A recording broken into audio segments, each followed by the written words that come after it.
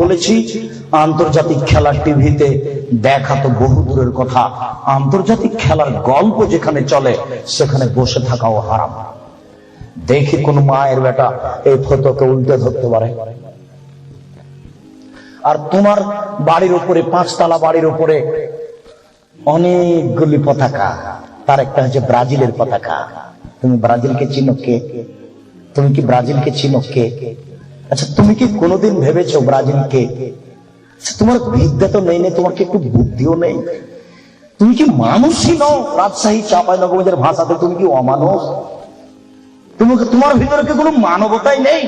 ওরা ইহুদি, ওরা খ্রিস্টান, ওরা ইহুদি, ওরা খ্রিস্টান। শোনো, যদি তারা শোনে যে তুমি পায়খানায় পড়ে গেছ তাহলে অট্ট হাসি দিবে, আর যদি তোমাকে পাশে পাই তাহলে তোমার মাথার উপরে লাথি মারবে, আর যদি তোমাকে পাশে পাই তাহলে আরো 3 বালতি পায়খানা তোমার মাথার উপরে দিয়ে দেবে। বলো দেখি ওরা কারা? ওরা ইহুদি, ওরা খ্রিস্টান, ওরা জন্মসূত্রেই তোমার শত্রু। ওরা বলছে তোমার নবী ভুয়া, মুহাম্মদ সাল্লাল্লাহু আলাইহি ওয়াসাল্লাম ভুয়া নবী। নবী হলে আমাদের মধ্যে থেকে হবে কেন?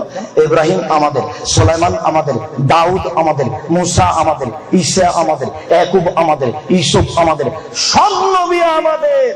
মুহাম্মদ নবী হলে ইহুদি খ্রিস্টানদের মধ্য থেকে হবে, আমাদের মধ্য থেকে হবে। আরে মুহাম্মদ নাকি পৌত্তলিকের মধ্য থেকে হয়েছে। ছি ছি ছি ছি ছি, এ কেন নবী হবে? ছি ছি ছি ছি ছি, এ ভুয়া নবী। তুমি তার পতাকা মাথার উপরে তুলো কাপুরুষ। তোমার বিদ্যাকে আমি কবর দিতে এসেছি, তুমি মনে রেখো তোমার আমি কিছু না কিছু উপকার করবো ইনশাআল্লাহ। শুনুন, দুনিয়াতে দুটি পাপ আছে, মানুষ না করে পাপী।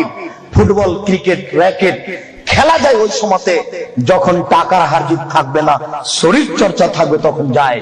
ফুটবল, ক্রিকেট, র্যাকেট, ভলিবল এগুলো খেলা যাবে ওই সময়তে যখন টাকার হারজিত থাকবে না, শরীর চর্চা হবে। আর যাতে শরীর চর্চা নেই, বসে বসে সময় কাটাই, এটা খুবই খারাপ। চৌসা, ছক্কা, লুডু, দাবা, পাঞ্জা, ক্যারাম বোর্ড, তাস, গেমস, এইসব খেলায় যদি কেউ অংশগ্রহণ করে তাহলে সে তার হাতকে শরীর শুকুরের রক্তের মধ্যে ডুবিয়ে দিয়েছে। মুহাম্মদ সাল্লাল্লাহু আলাইহি ওয়াসাল্লাম বলেন, মান লাইবা বিনারদি শির ফাকাদ খালায়াদাহু বিদামি খিনজির। কেউ যদি চৌসা, ছক্কা, লুডু, দাবা, পাঞ্জা, ক্যারাম বোর্ড, তাস, গেমস এই ধরনের খেলায় অংশগ্রহণ করে সে তার হাতকে শরীর শুকুরের রক্তের মধ্যে ডুবিয়ে দিয়েছে। তুমি সাবধান থাকো।